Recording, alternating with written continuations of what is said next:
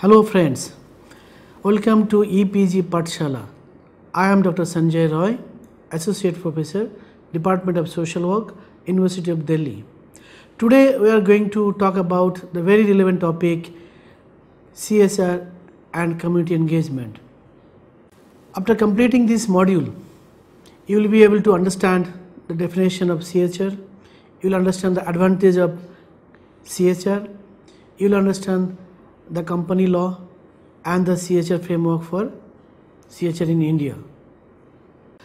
Let's go for introduction.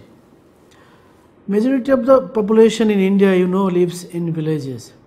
The problems of poverty, hunger, ignorance, poor health, high morality, morbidity, illiteracy, etc. are more serious in rural areas than in urban areas.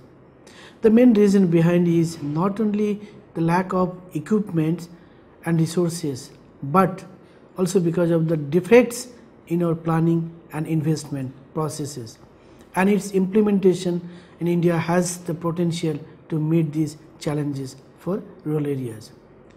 But the government efforts may not be sufficient to provide basic services to its citizens. Therefore, it is pertinent to say that progress and welfare of society is not only the responsibility of government, but many other stakeholders must be involved to achieve the development goal today.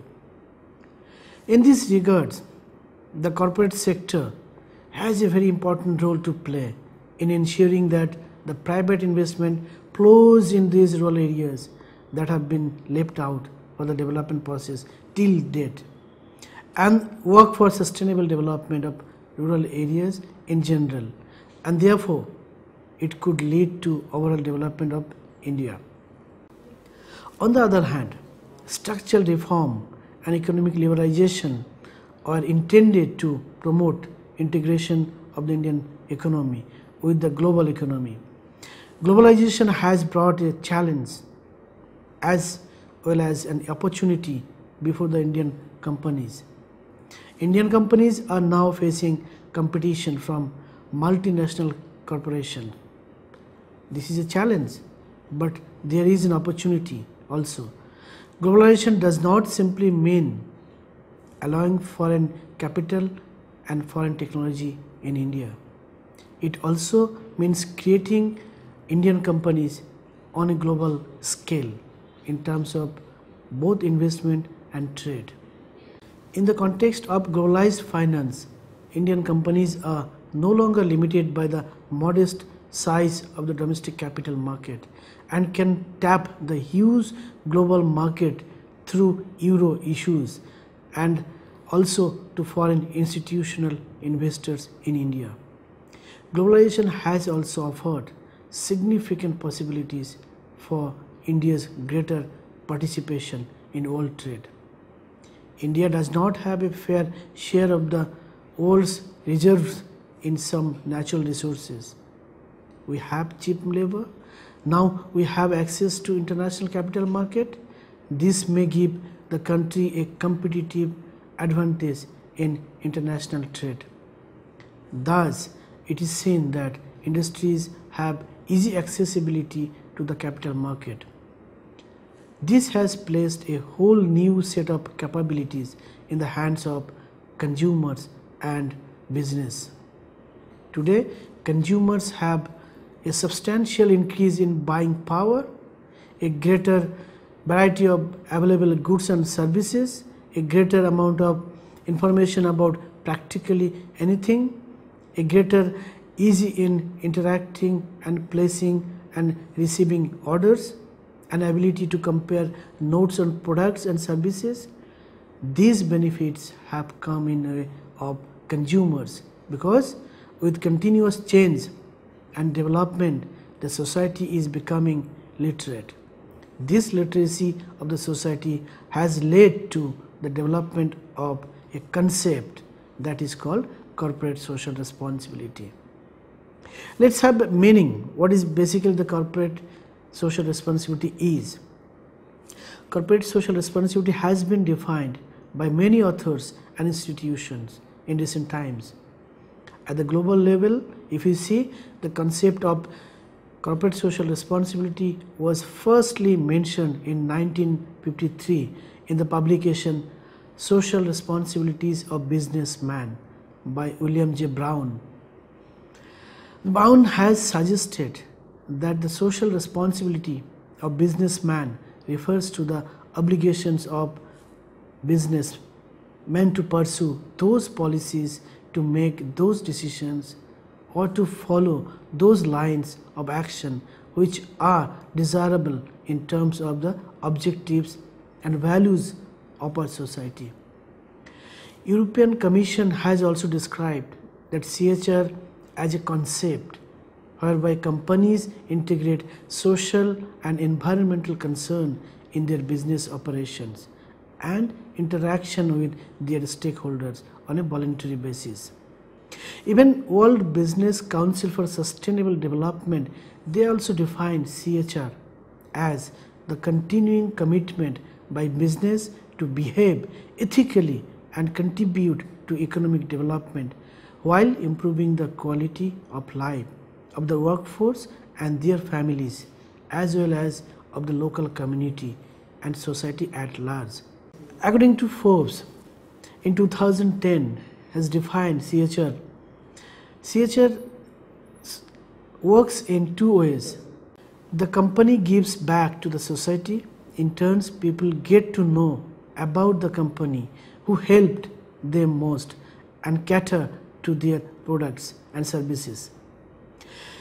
According to Infosys founder Narayan Murthy, recently he has given the concept social responsibility like it is to create maximum shareholders value working under the circumstances where it is fair to all its stakeholders, workers, consumers, the community, government and the environment.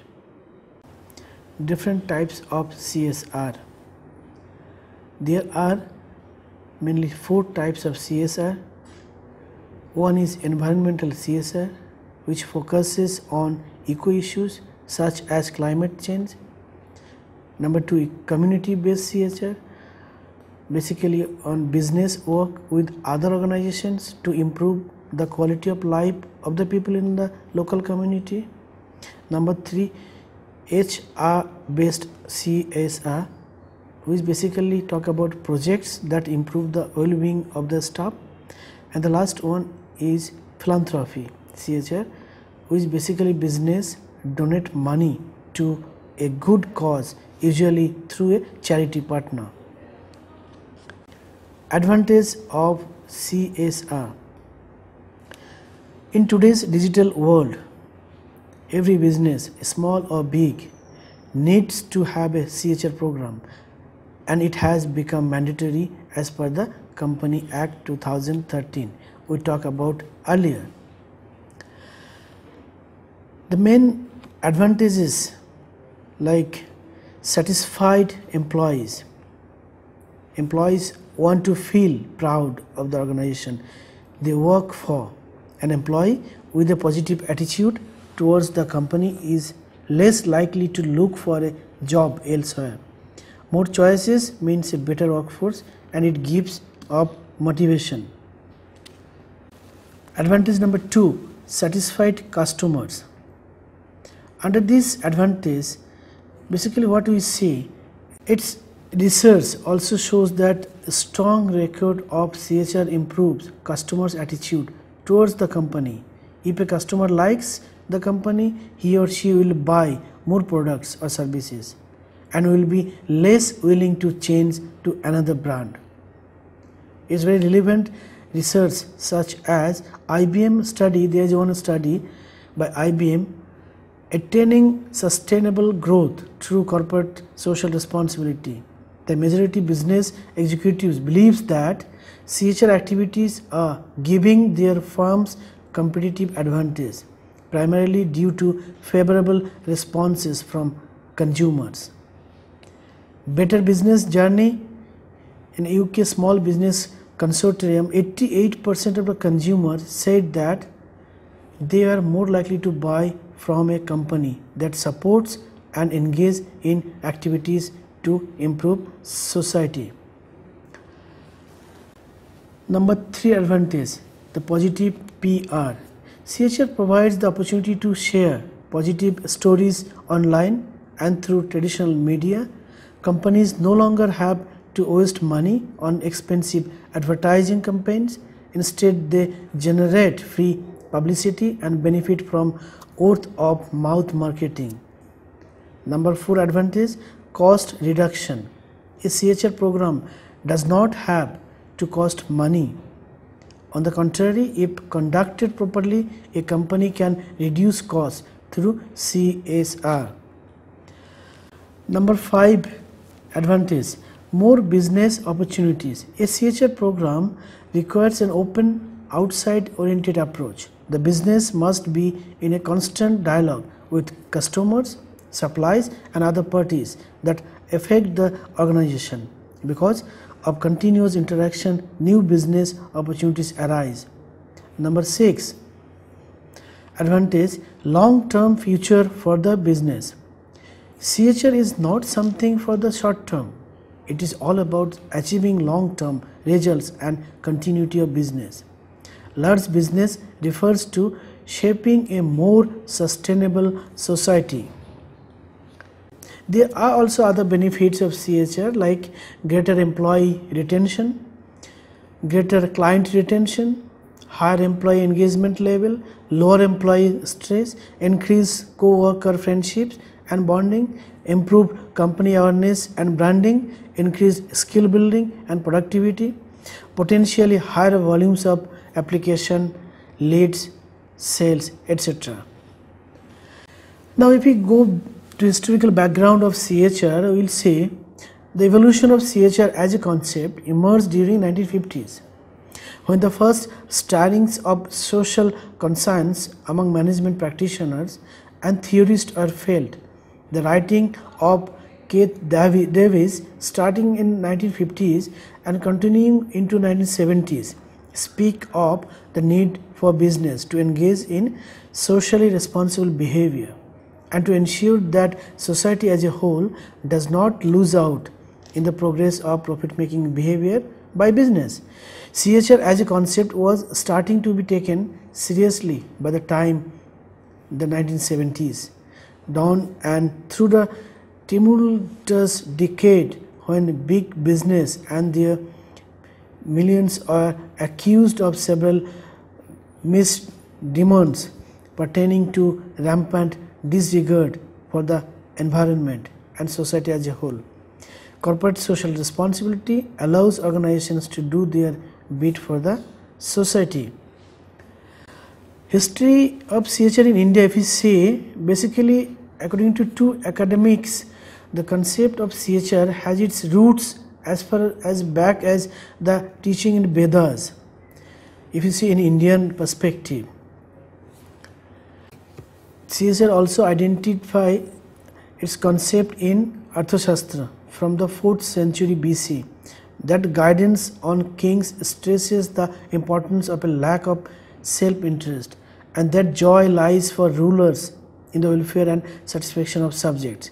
According to this idea, perhaps taken most seriously by Bhutan, with its gross national happiness, stakeholders' happiness and satisfaction is key to success, a concept that many CHR professionals still struggle to sell.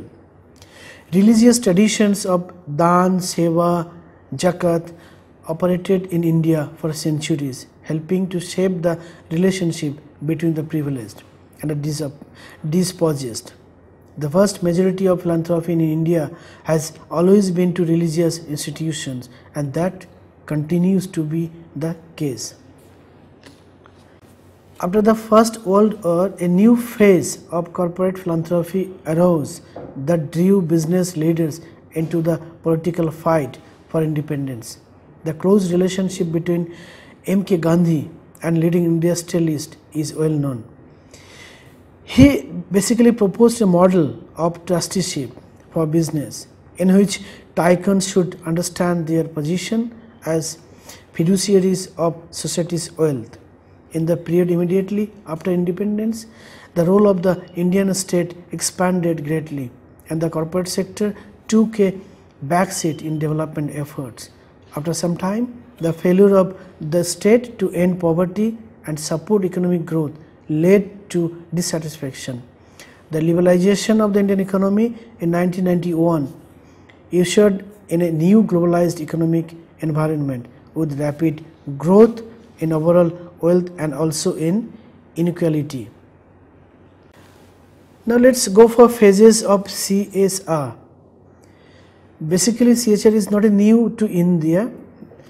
Development of CSR can be traced back in different phases. We can talk about as a phases. Number one, the first phase of CSR was predominantly determined by culture, religion, family tradition and industrialization.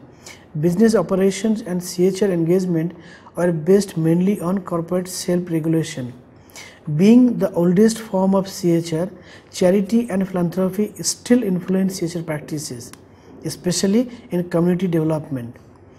In the pre-industrialist period up to the 1850s, merchants committed themselves for the religious regions, sharing their wealth, for instance, by building temples, etc. Moreover, the business community occupied a significant place in ancient India, and the merchant provided relief in times of crisis such as famines, flood, epidemics by opening godowns of foods and treasures chests, etc. Under colonial rule also, Western type of industrialization reached India and changed CSR from the 80s, 50s onward.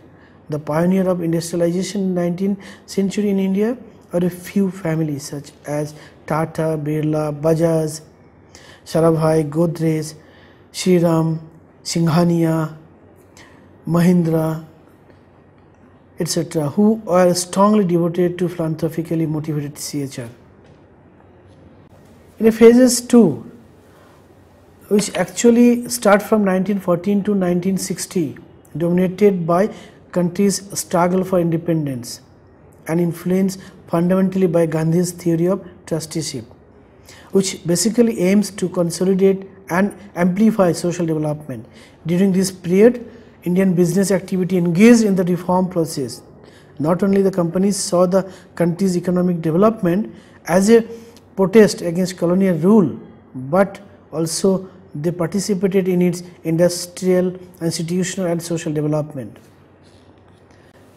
If we talk about the third phase, the paradigm of mixed economy with the emergence of PSU and ample legislation on labor and environmental standards, it was affected in these phases of Indian CSR.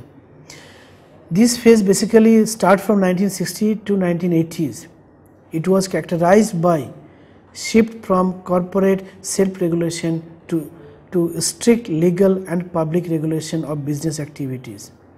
In this scenario, the public sector was seen as the prime mover of development. The 1960s were described as an era of command and control because strict legal regulations determined the activities of the private sector. The introduction of regime of high taxes, quota, license system imposed tight restriction on the private sector and indirectly triggered corporate malpractices. Now, the last phase, the fourth phase, it basically starts from 1980s to till date. What we can see now, Indian companies and stakeholders began abandoning traditional philanthropic engagement and to some extent integrated CSR into a coherent and sustainable business strategy, partly adopting the multi-stakeholder approach. In the 1990s, the Indian government initiated reforms to liberalize and deregulate the Indian economy by tackling the shortcomings of the mixed economy and try to integrate India into the global market. Consequently, controls and license system were partly abolished and the Indian economy experienced a pronounced boom which has persisted until today. Company law and CSR framework for CSR India. If you see in Company Act 2013, for the first time mandates that private corporations join public sector firms in annual donations for corporate social responsibility. all firms with net worth above rupees 500 crore and turnover over rupees 1000 crore or net profit over rupees 5 crore are required under section 135 under this act to spend at least 2% of their annual profits and establish a CHR committee to oversee the spending. Corporate social responsibility, if we see in Indian Companies Act 2013, India's New Companies Act introduced several new provisions which changes the face of Indian corporate business. One of such new provisions is CHR. Companies take resources in the form of raw material, human resources, etc. from the society. By performing the task of CHR activities, the companies are giving something back to the society. So it's a kind of give and take policy. Ministry of Corporate Affairs has recently notified Section 135 and Schedule 7 of the Companies Act, as well as the provision of Companies CHR Rules 2014, which has come into effect from 1st April 2014. Corporate social responsibility, if we see the Indian Company Act under 2013, there are certain provisions has given. Number one, applicability. Section 136 under this act, it provides the threshold limit for applicability of the CHR to a company, that is net worth of the company to be rupees 500 crore or more. Number two, turnover of the company to be rupees 1000 crore or more. Number three, net profit of the company to be rupees 5 crore or more. Further, as per the CSR rules, the provisions of CHR are not only applicable to Indian companies but also applicable to branch and project offices of a foreign companies in India also. Number two provision talk about this act is CHR committees and policy.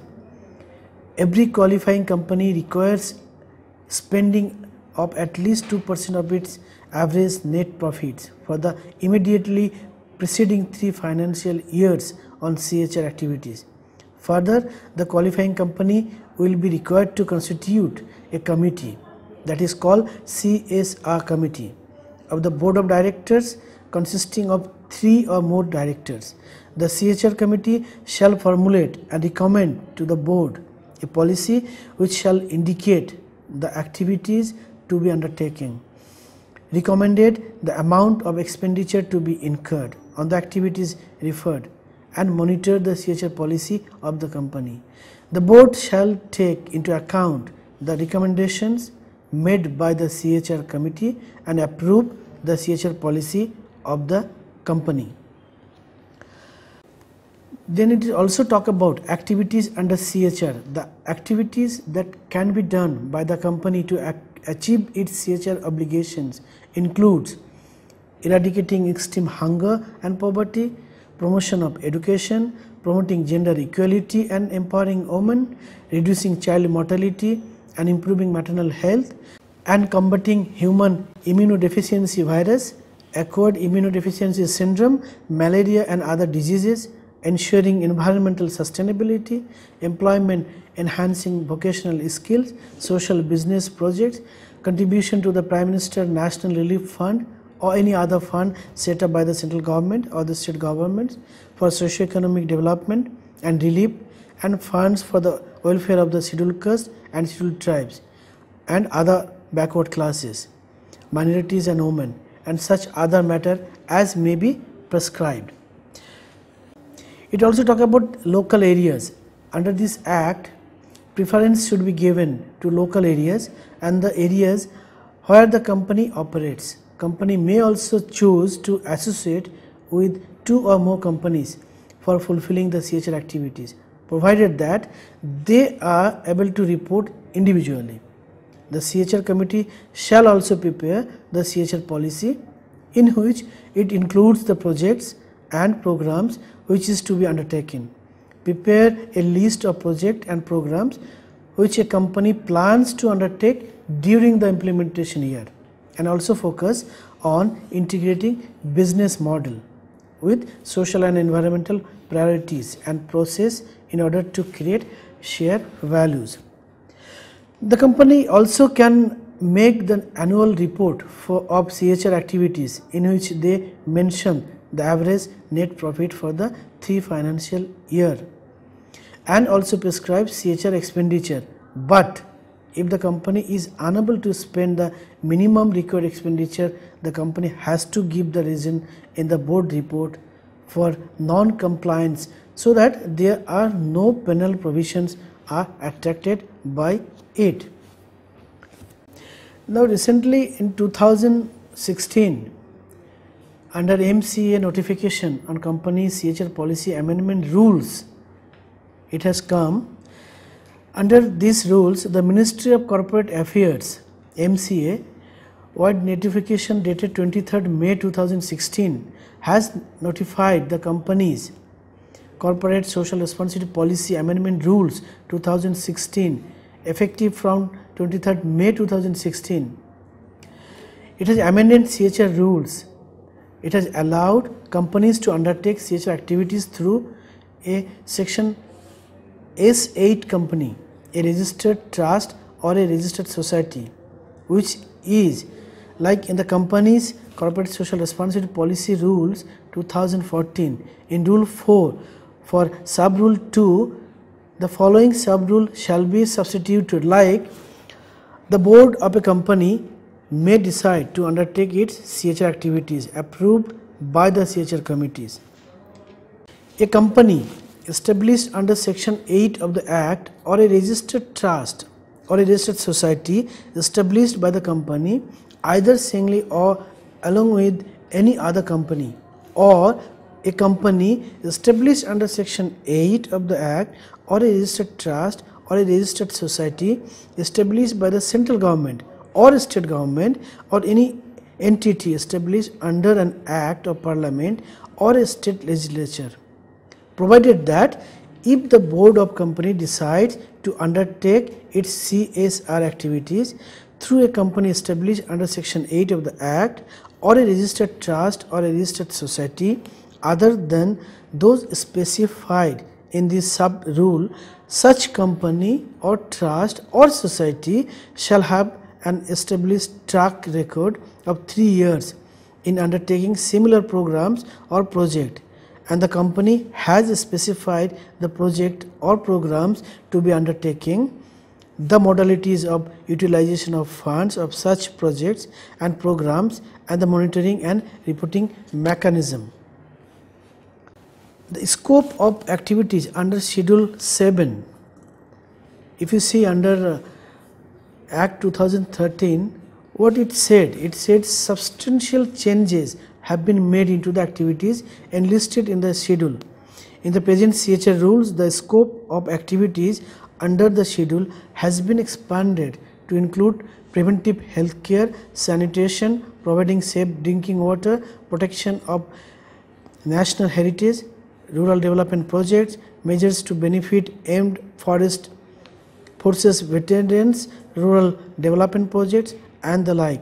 Similarly, several new spectrum of activities such as promoting rural sport, nationally recognized sport, setting up home and hostels for women, orphans and senior citizens, reducing inequalities in socially and economically backward groups, and support to technology incubators in academic institutions have also been included in the list of CHR activities under this schedule. However, the most notable absentees are social business projects and residual clause giving power to the government to prescribe other matters on CHR related activities. Corporate Social Responsibility and Indian Companies Act 2013. The question comes whether the deletion of social business project as a CHR activity is valid, is possible, whether valid is section under 467 of Companies Act. So we have to see the act This act gives the power to the central government to alter the provisions contained in any of the schedules. The section is similarly worded as section 641 of the Companies Act 1956, the old one, which gave power to the central government to make changes in the schedules. The notification dated February 27, 2014 is a delegated legislation issued under a statutory provision, namely section 467 of the Companies Act, which provides that the central government may, by notification, alter any of the regulations, rules, tables, forms and other provisions contained in any of the schedule to the Act. Since the schedule forms an integral part of section 135, the power to alter the schedule need to be exercised with an abundant caution. Delegated legislation is a means by which the legislature delegates part of its legislative function to an executive authority. However, there are well settled constitutional limits on the scope of delegated legislation.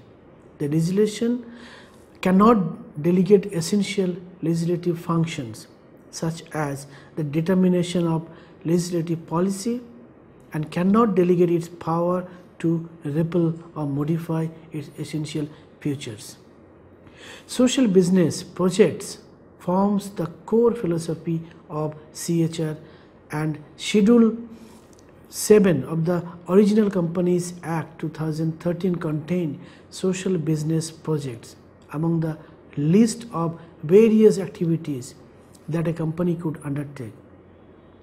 The central government wide notification dated February 27, 2014 made amendments to the schedule while deleting social business projects from the list of activities enlisted under the schedule. Although section 467 empowers the government to amend the schedule through delegation, the power to amend under this section is meant to make simple alterations without affecting the legislative policies enshrined in the Companies Act 2013. Deletion of social business projects through the notification seems to override the CHR policy as envisaged under the Company Act. By deleting social business projects through the notification, the central government seems to have exercised its legislative mandate, and the same may be subject to judicial review in future. Now let's go for summary. From the above discussion, now we can go for summary. Corporate social responsibility have actually no boundaries.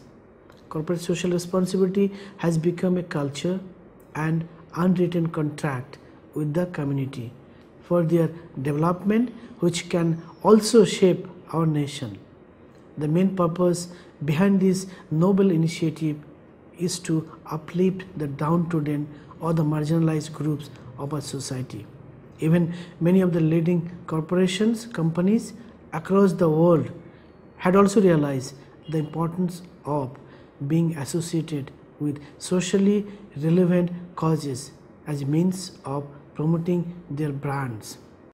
Now the question also comes in our mind that whether it really works without any vested interest of the companies, or are they going to take these opportunities of services in a great height for the interest of these sections of the society? I think time will say. Thank you.